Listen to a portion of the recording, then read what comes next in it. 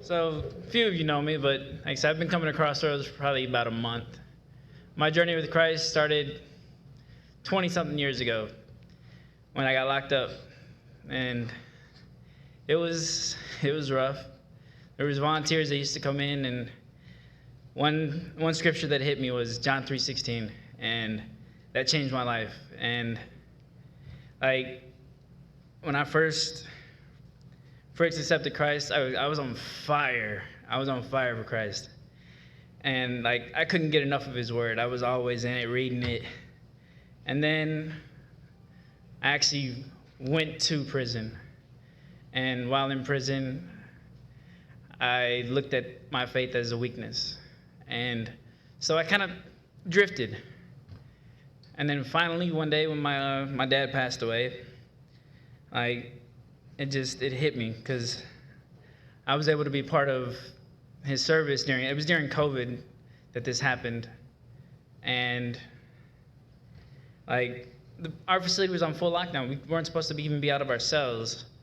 And I had a guard that I asked, and he let me get out of my cell and make a phone call. I was able to speak with the pastor that was doing my father's service. And the message that he delivered was one that I had sent my father after he had passed.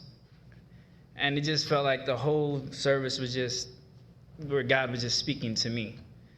And ever since that day, I haven't turned my back again. Even though I turned my back on God, he never turned his back on me.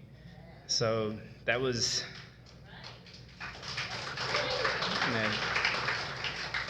And like I say, since being out, and I've had one blessing after another. It's been incredible. I got a great job.